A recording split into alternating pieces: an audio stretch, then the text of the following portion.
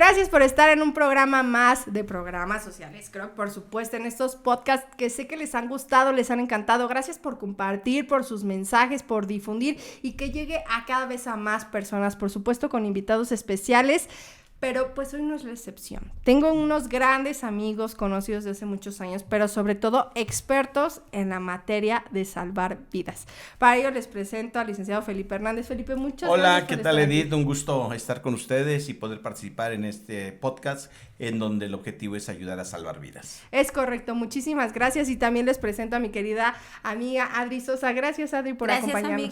Gracias, amiga, por estar aquí. Vamos a ver qué vamos a aportar para poderlos ayudar en este podcast. La verdad es que sí, como trabajadores, yo sé que van a decir, ay, mi trabajo no es riesgoso, es muy raro que haya un accidente, o habrá en empresas que sí sea muy riesgoso, que haya maquinaria, que de verdad el estar dentro tenga muchas precauciones, pero yo creo, y desde mi perspectiva, y ahorita me lo dirán los expertos, que independientemente en cualquier trabajo, así seas oficinista, seas secretaria, siempre hay riesgos y por eso vamos a hablar de los accidentes o incidentes en el trabajo. ¿Ustedes qué piensan? ¿En cualquier trabajo puede haber un accidente o un incidente? Bueno, primero de hacer la aclaración por que favor. Es un accidente y que es un incidente.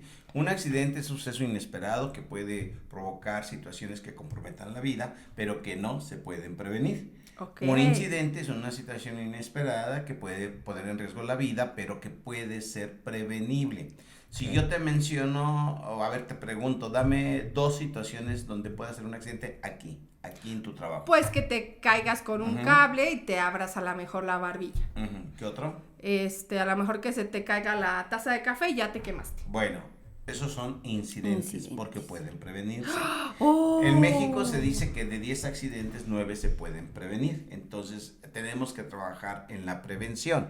Nadie inicia el día pensando en que se va a atragantar. Sin embargo, todos corremos el riesgo de atragantarnos. Si tú comes y hablas con la boca llena de alimento, tu riesgo se incrementa. Si tú masticas bien o hablas con la boca llena, tu riesgo disminuye, pero el riesgo siempre permanece. ¿Y ese sería accidente si te atragantas? Bueno, si sabemos que es prevenible, si tú hablas y comes a la vez, pues es obviamente un incidente, ¿no? Si en este momento te picara una abeja y tú no sabes que eres alérgico, pues eso es un accidente porque no se puede prevenir. Cuando se hace el estudio, llegas a la conclusión que pudo haberse prevenido. Quisiera hacer la analogía con la industria de la aviación. Es la mejor manera de describir esto. Un avión en el vuelo crucero vuela a 35,000 pies de altura. Si el avión cae, las posibilidades de sobrevivir son 0. Nadie sobrevive a una caída de 35,000 pies de altura. Pero la pregunta es, ¿por qué se considera el transporte aéreo el transporte más seguro? ¿Qué es lo que hace que sea seguro? Pues se previene, hay demasiada prevención antes de que... Bueno, pero no solamente prevención. Bueno. Primero, ¿hay mantenimiento? Sí, debe de. ¿Hay capacitación? Sí, por supuesto. ¿Hay práctica? Mucha. Y existen bitácoras de procedimientos, ¿de acuerdo? Esas 4 elementos hacen que tu incidencia sea mínima. O sea, no significa que un avión no pueda caer, sí puede caer, pero tu riesgo es mucho menor. Ahora, imagínate a un avión el que vas a abordar y ves que está el ojalatero enderezando el ala del avión. Ves que el piloto está tomado. Ves que la ventana de tu asiento está estrellada y en lugar de cinturones hay un lazo para que te amarres. No. La pregunta es, ¿te quedarías en ese avión? No, definitivo no. Bien, ¿de quién es la decisión? Mía. Tuya. Ahora, esas situaciones hacen que la posibilidad de que se caiga es mucho más alta. En la mayor parte de los accidentes o incidentes, que lo correcto sería en el trabajo, pues pueden ser prevenibles. Mira, los accidentes son la primera causa de muerte o discapacidad en la gente en la etapa productiva. Wow. Es obvio, aquel que trabaja en una oficina, su riesgo es menor como aquel que trabaja en la industria. ¿Sí? ¿No? Si manejas maquinaria pesada, si no tienes las medidas preventivas, es obvio que tu riesgo se va a incrementar. Entonces sí se pueden prevenir y lo más indicado es que las empresas se enfoquen mucho a la prevención, a la capacitación, al mantenimiento y sobre todo que todos los trabajadores conozcan qué es lo que tienen que hacer. Si tú pones a alguien que debe de trabajar cables de alta tensión y no lo capacitas, el riesgo se incrementa. Sí. Si ese trabajador no tiene el equipo de seguridad adecuado, se incrementa el riesgo. Entonces, eso es lo que tenemos que considerar. Tiene que haber capacitación, prevención, supervisión y obviamente estar preparados en el caso de una situación que pudiera comprometer la vida. Es correcto. Ahorita es que Felipe les dije que es un buenazo, nos dio una cátedra de incidente y accidente. Sin embargo, yo creo que sí podemos entonces decir que independientemente de la empresa que sea, que obviamente lo estás diciendo muy bien, hay empresas de más alto riesgo, donde sea y como sea en el trabajo, sí o sí nos puede pasar un accidente. Un incidente. Y accidente, ¿no? Porque no se previene. Bueno, no, si no se previene se le llama negligencia. O sea, imagínate, tú trabajas en una estación de gasolina. Sí. ¿Deberías de tener un extintor? Obviamente. ¿Por qué? Pues, ¿qué tal si algo se prende? O sea, por el riesgo, por la vulnerabilidad. El no tener un extintor, ¿qué sería? Negligencia. Bien, ahora tienes el extintor. Todas las empresas tienen extintores. La mayor parte de las empresas tienen detectores de humo. Oye, estoy pensando, ¿tenemos extintores y detectores de humo?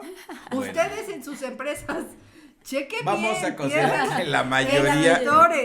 Detectores de humo. Y lo más importante, yo creo que a eso vas, Felipe. ¿Lo saben usar? Y tienes un plan de procedimientos. Sí. Porque el hecho de tenerlo, las empresas normalmente lo tienen porque los obliga la ley. Pero la pregunta sería, ¿cuántos trabajadores tienen en casa un detector de humo o un extintor? ¿Cuántas veces tú como mamá, si llevas a tus hijos a la escuela, sería recomendable que el trabajador de la escuela esté capacitado en primeros auxilios? 100%. Si tú llevas a tus hijos a clases de natación, el maestro debería de saber RCP. Por favor. Bien, si tú no lo consideras, no lo preguntas. Si se presenta la tragedia, no vas a saber si la persona estaba capacitado o fue algo que se pudo haber prevenido. Entonces es cultura y a veces desafortunadamente lo vemos como un gasto. Tenlo por seguro que esto es mucho más barato que atender la tragedia. Sí, Hace 2 años aquí en la del Valle hubo la explosión de una secadora de gas, ¿sí? Si hubieran tenido detectores de gas, posiblemente se hubieran dado cuenta del riesgo, aunque muchos vecinos decían que tenían días que olía a gas, pero nadie buscó cuál fue el origen, ¿no? ¿Dónde estaba el problema? Y que a veces puedes, ahorita perdón que te interrumpa, pero es que creo que es muy importante, Felipe. A veces puedes decir, pues oye, trabajan con gas, es lógico en mi mente que va a haber un detector de gas. Bueno, es que la lógica y el sentido común no funcionan si no tienes el conocimiento. ¿Recordarás la tragedia de la guardería ABC? Por supuesto. Es obvio que es algo cuando se analiza se pudo haber prevenido. Si los papás de esa guardería hubieran llegado a saber que un detector de humo les hubiera salvado la vida a su hijo, ¿hubieran obligado a tener detectores de humo? Sí. Pero entonces quiere decir que tenemos que tener una tragedia para ver si así te cae el 20 de la importancia de la prevención. De hecho, ahorita que estás tocando ese tema, sí fue un antes y un después para todas las guarderías. Claro. Para todas las guarderías, en el sentido de que se empezó a ver extintores de humo, este tipo de detección. Detectores de humo. O sea, que antes, sinceramente hay que decirlo, no se veía, no existía, no lo pensábamos, ¿no, Adri? Así es, pero desgraciadamente pasó la incidencia y llegamos nosotros a algunos establecimientos a dar cursos y continúan haciéndolo. O sea, no hubo un cambio, que es lo que estamos buscando en estos programas. La concientización de estos cambios, porque si no vemos qué pasa y no lo haces el cambio, siempre va a haber las tragedias. Mira, te dije, nadie piensa en atragantarse, mucho menos en un incendio, mucho menos en un paro cardíaco súbito, pero son situaciones que pueden suceder. El estar preparados marca la diferencia. Sí. En un avión, cuando deje de haber mantenimiento, deje de haber capacitación, el personal no tenga una práctica adecuada, el riesgo se va a incrementar.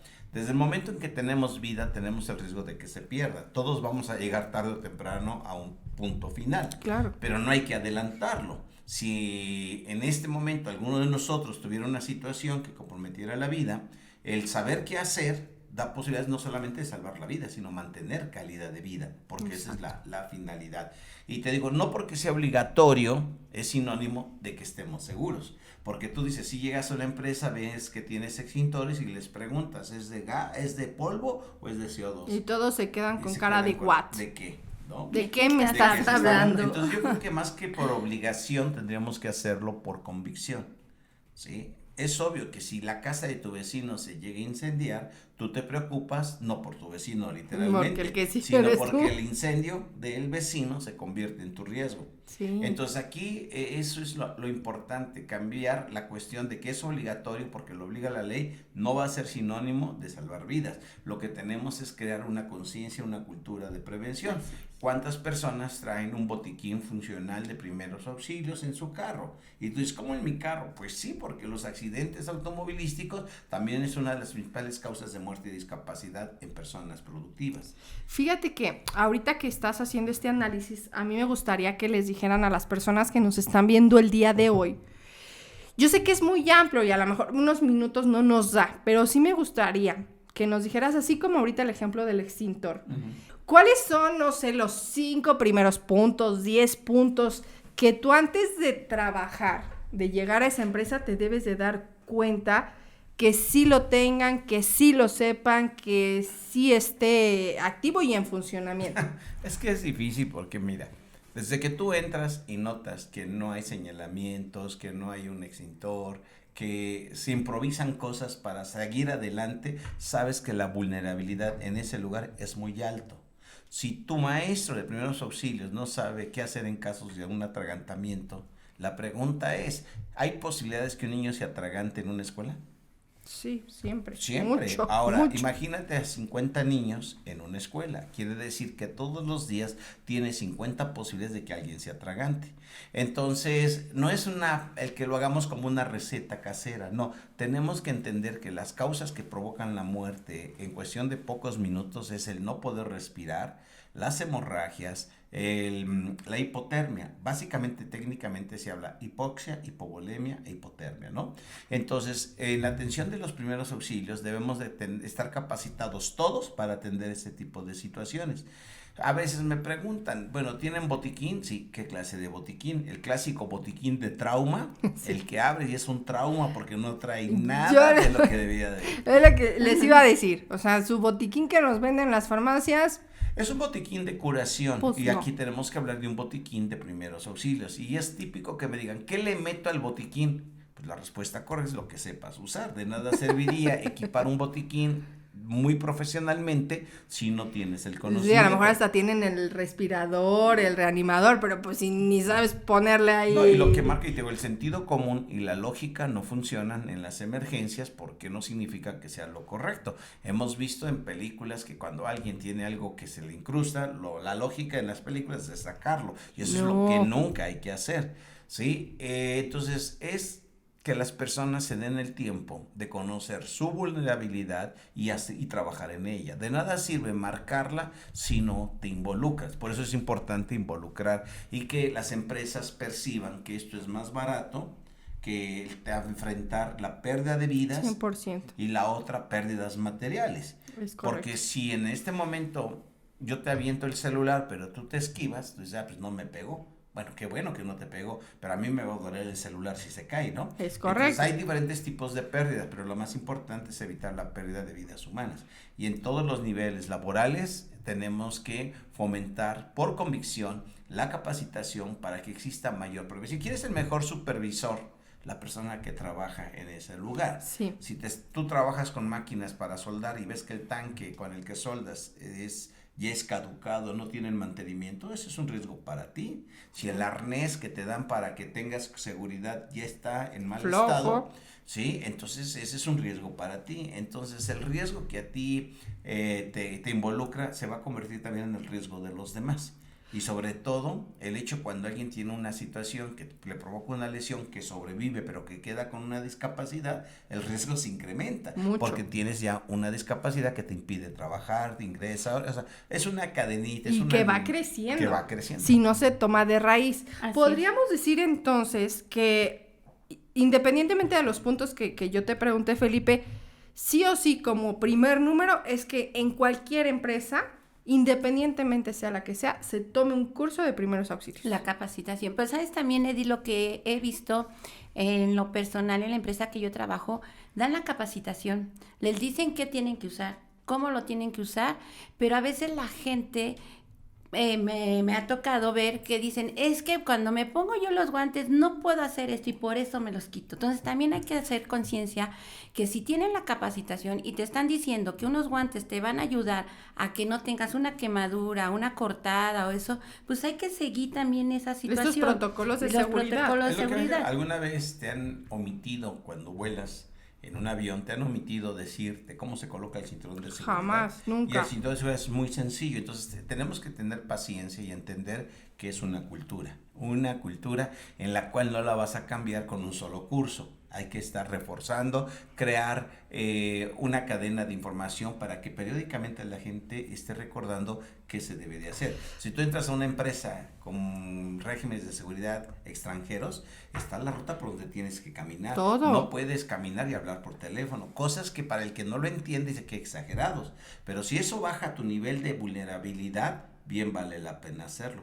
Pero como a veces improvisamos, es fácil colocar la cinta canela y mantener el foco, dice, ya resolví el problema. Ahí está, muchachos. Hasta que alguien le cae en la cabeza, y entonces todo el mundo se lamenta, déjalos. pero lo vuelves a analizar, ¿se pudo haber prevenido? Entonces, y les dijimos. No son accidentes, son incidentes. Y no incidentes. se trata de, como dicen, crear leña del árbol caído, no, afortunadamente no pasó nada y nos reímos, pero si hubiera sido otra circunstancia, si en lugar de eso se hubiera electrocutado una persona, o sea, tú dices, qué exagerado, no, puede pasar. Nadie pensaba lo que iba a suceder en la guardería ABC hasta Jamás. que sucedió, y ves las imágenes y todavía duele el corazón sabiendo que se pudo haber prevenido. Entonces, sí o sí, vuelvo a insistir en esto, para las personas que nos ven, compañeras, compañeros, deben de pedir el curso de primeros auxilios. Así siento que es obligatorio dentro de las empresas, sea cual sea, dar esta capacitación. Hay algunas que sí las dan, que las dan continuas. Y dos, ahorita retomando lo que estás diciendo y me gustaría saber su opinión, ¿qué tanto creen que ha avanzado nuestro país, México, en este tema de la cultura y educación de la prevención? Sí hemos avanzado, no hemos avanzado, nos vale, ahí vamos a pasos chiquitos. Yo creo que sí hay un avance, pero todavía necesitamos seguir, no es de una sola vez, te digo, volvemos al avión, nunca te van a omitir indicarte cómo se coloca el cinturón. Ahora, si tú estás en el avión, imagínate, yo soy el sobrecargo, te hago esto con mis manos, te apunto hacia adelante, luego lateral y luego hacia atrás con mis brazos que estoy marcando. Las salidas. Tú ya no te lo tuve que decir, yo te situé en un avión y tú de antemano sabes que estas señales significan salidas de emergencia. Si tú se las haces a alguien que nunca ha volado, no va a entender. Entonces, esto es algo que debe ser rutinario. Desafortunadamente, la tragedia en Corea de la estampida, hubo varios jóvenes que murieron asfixiados, pero también es sorprendente ver que muchos jóvenes estaban dando maniobras de RCP, porque esto se enseña desde la primaria. Entonces tenemos que crear un programa para que en las escuelas empecemos a crear esta cultura de prevención. ¿Va a ser difícil cambiar a alguien que no está acostumbrado? No, es difícil, pero no imposible. Pero sí tenemos que crear un programa desde que la niñez empiece a tener esto como un hábito para que no cueste trabajo cuando ya eres un adulto. O si no es de la niñez, tiene que ser desde nuestra propia casa. Sí, ya si eres adulto, pues ya te toca a ti la responsabilidad. Rapidísimo y para concluir, yo los conozco, estábamos antes de entrar con ustedes al aire cuentas de cuántos años tenemos de conocernos y hacíamos más o menos 15 años. Y desde hace 15 años con Felipe, que viene trabajando y todo su equipo junto con Adri de Salvando Vidas, este tema de que en las escuelas sí o sí se diera una clase igual que español, matemáticas e inglés, de salvar vidas, de prevención de accidentes, de primeros auxilios. 15 años y más que llevas en esto, Felipe, que yo creo y hacemos una invitación a las leyes, al gobierno, no lo sé, compañeras, hay que unirnos en que se crea conciencia en este tema y de verdad, pues sí o sí, haya una clase constante. Bueno, mira, sería bueno que sí las autoridades se involucren en este punto de la prevención, pero lo más importante es el papá, ¿no? El papá. Te dije del avión que estaba el ojalatero, Sí. ¿de quién es la responsabilidad de subirse? De uno.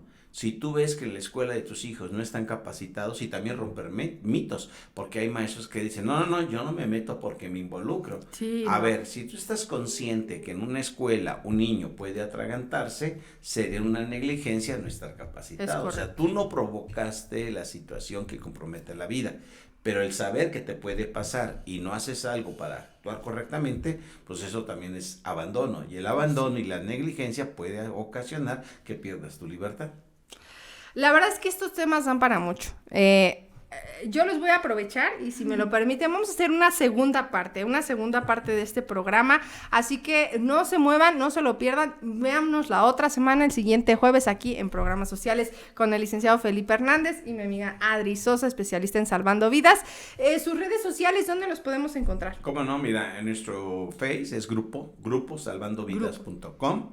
Nuestra página de YouTube, salvandovidas.com, y nuestro WhatsApp 55 54 31 32 83. Te lo repito, 55 54 31 32 83 es el WhatsApp, y también puedes contactarnos al 55 54 77 35. Ay, mira, ahí aparece, tómenle capturas y ya pasó rápido.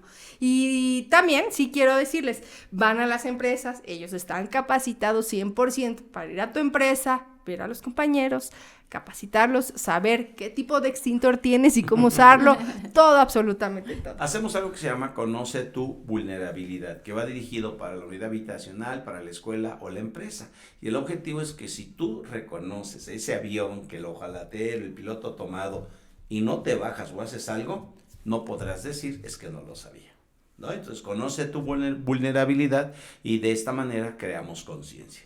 Ahí está. Ahí están los datos. Y si tienen dudas o preguntas, escríbanos a las redes sociales. Nosotros igual les damos el enlace directo si es que quieren este tipo de cursos para tu empresa. Muchas gracias.